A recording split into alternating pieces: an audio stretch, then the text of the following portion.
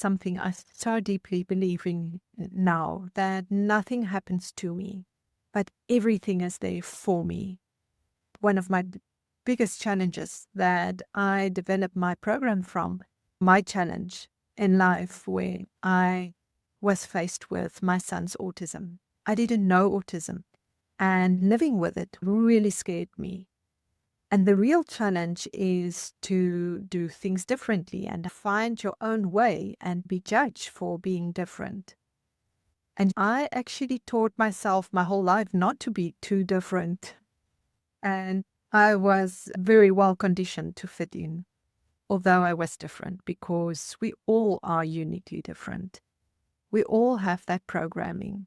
And some of us are just a little bit more attached to the safety because of what the meaning behind it is, to blend in with a certain group, whether we want to admit it or not, because when we don't fit into a specific culture or a system or group, our nervous system reads that we're not safe or that we cannot reach what feels important to us.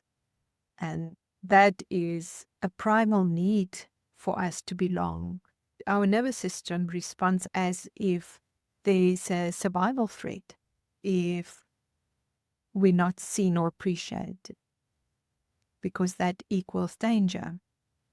If we can't add value to our group, to our culture, to our community, that it might have meant long ago in our ancestral line that we may be outcasted. When we're born, our brains and our nervous system, we develop very rapidly through that first 6 years of life.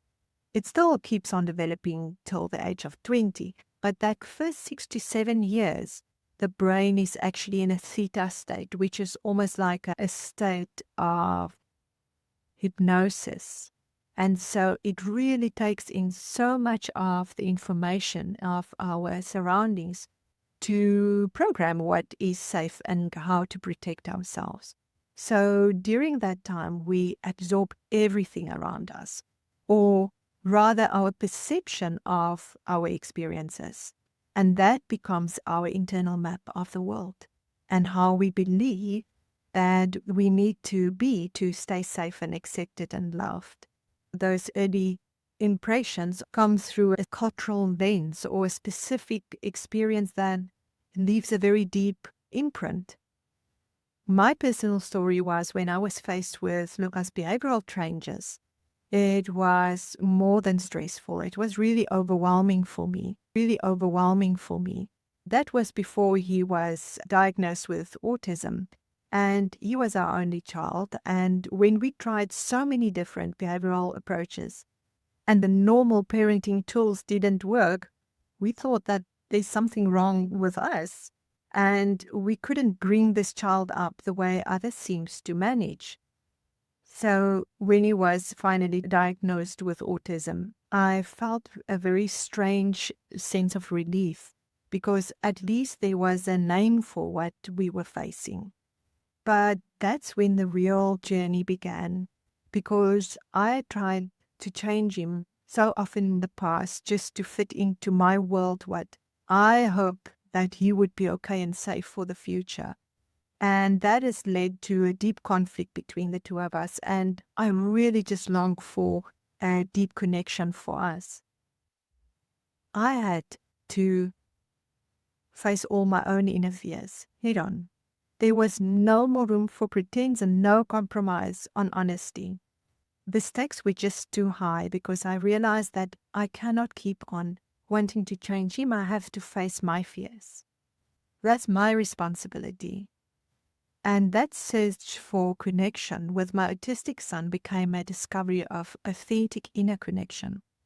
And through him, I've learned that being different can be both challenging and amazing. He teaches me patience, acceptance, forgiveness, humility, gratitude, and kindness. Because of him, I now see beauty in moments that I once overlooked. I find joy in our connection. From that journey, I've learned how to apply my holistic approach to challenges, and I came to believe that there is a higher meaning in everything. And when we're willing to look from an expanded perspective, we begin to see why things happen for us and not to us. Because in survival mode, life feels like it's happening to us. But when we stay there, it can destroy us because we unknowingly cast ourselves as the victim.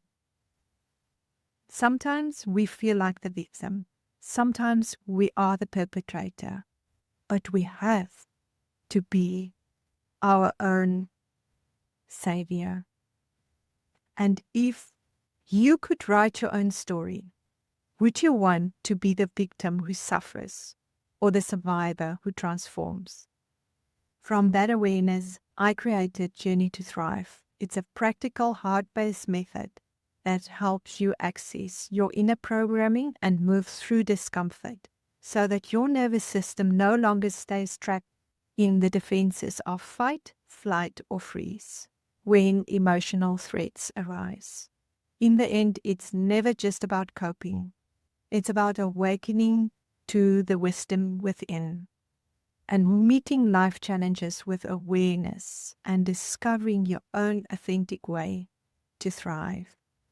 Connect with me if you want to join our Breathe to Thrive program or a one-on-one 8-session Journey to Thrive program.